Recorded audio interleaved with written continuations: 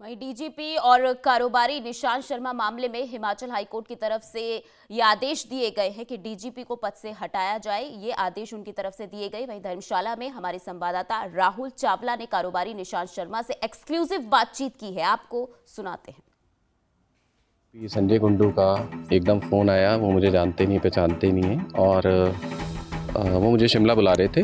जब मैंने मना किया तो उसके बाद दो बाइक सवार व्यक्ति ने मेरे साथ अभद्र व्यवहार किया और मुझे धमकियाँ दी। मैं तब एक कंफ्यूज स्टेट ऑफ माइंड में था। मैं ये देख रहा था कि हमला भी हो रहा है, धमकियाँ भी आ रही हैं। तो डायरेक्टर जनरल पुलिस जो मुझे जानते नहीं हैं पहचानते नहीं हैं, उन्होंने मुझे फ़ोन किया और शिमला आने के लिए थ्रेटन किया। जीने का हक सबको है, मैं एक कॉमन आदमी हूँ। इस हक की एक तरह से लड़ाई थी और मेरे मन में उस समय जो आया वो मैंने किया। एफआईआर के उपरांत भी मैं ये स्पष्ट तौर से बोलूँगा कि जो पुलिस की कार्यप्रणाली थी वो मुझे ऐसा लगता है as per the law of the land नहीं थी जो होनी चाहिए थी। इस समय हमारे साथ पालमपुर के कारोबारी निशांत शर्मा मौजूद है। आइए इनसे बातचीत करते हैं। सर, क्या मामला था और क्या कुछ कहेंगे इस पे? देखिए, मुझ पे गुड़गांव में हमला हुआ था और धर्मशाला में जो मैक्लोडगंज है वहाँ पे मुझे डीजीपी संजय कुंडू का एकदम फ़ोन आया। वो मुझे जानते नहीं पहचानते नहीं हैं और वो मुझे शिमला बुला रहे थे। जब मैंने मना किया तो उसके बाद दो बाइक सवार व्यक्ति ने मेरे साथ अभद्र व्यवहार किया और मुझे धमकियाँ दी। ये मामला था। उसके लिए मैंने एक कंप्लेंट दी थी और एक एसपी कांगड़ा को, और ईमेल के माध्यम से मैंने ऑनरेबल हाई कोर्ट को और कुछ जो सुपीरियर ऑफिसर्स हैं गवर्नमेंट के, उनको एक इंटीमेशन दिया था। सर, क्या शिकायत थी और क्या कुछ था उसमें ख़ास शिकायत में जो आपने वो लिखित दी थी? देखिए, वो बहुत मैं तब एक कंफ्यूज स्टेट ऑफ माइंड में था।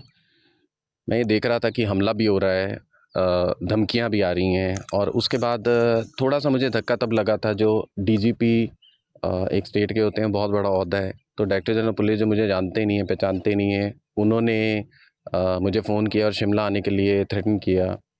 तो अ, उस टाइम पे यही था कि मैं ये देख रहा था कि किस तरह अपनी फंडामेंटल राइट जो है for life and personal liberty, उसको मैं इंश्योर करूं।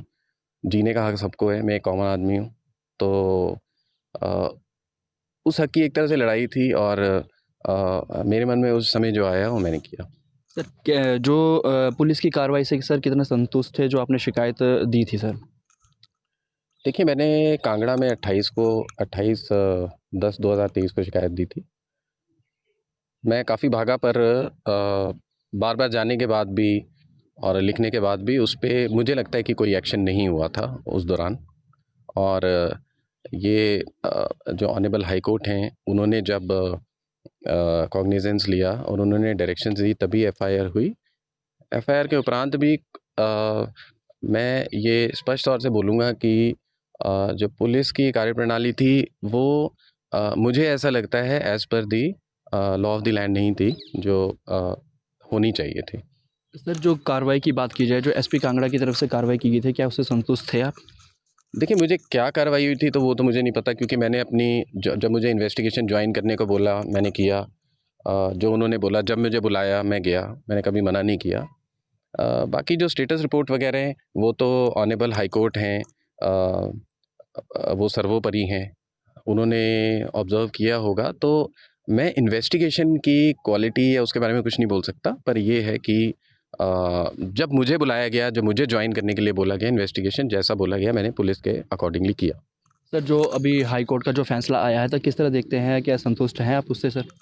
देखिए, एक आम आदमी होने के नाते मैंने पहले भी बोला है कि हमें ईश्वर ने यहाँ भेजा है।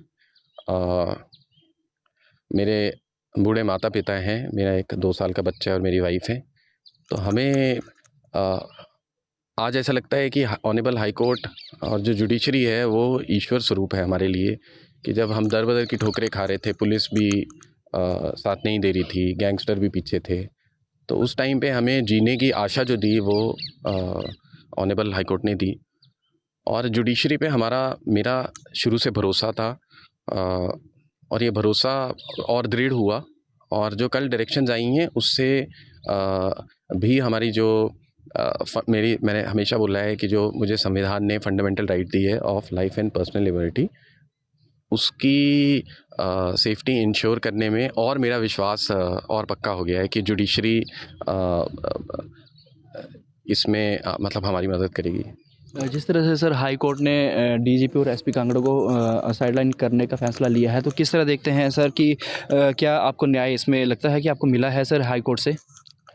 देखिए, मेरा विज़डम बड़ा लिमिटेड है, मैं एक बहुत छोटा सा आदमी हूँ। जो माननीय न्यायालय हैं, जो ऑनरेबल हाई कोर्ट हैं, उनका विज़डम मुझसे बहुत बड़ा है।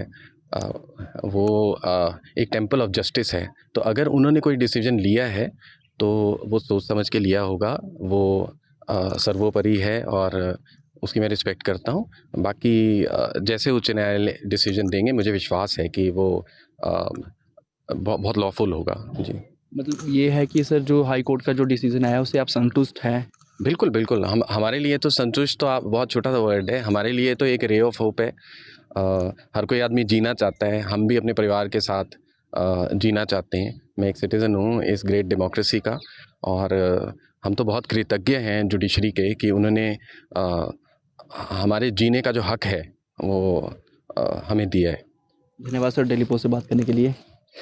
ये थे हमारे साथ पालमपुर के कारोबारी निशांत शर्मा, जिनका साफ तौर पे कहना था कि जो हाई कोर्ट का जो फैसला पिछले दिन यहाँ पे आया है उससे ये संतुष्ट हैं। धर्मशाला से डेली पोस्ट के लिए राहुल चावला की रिपोर्ट।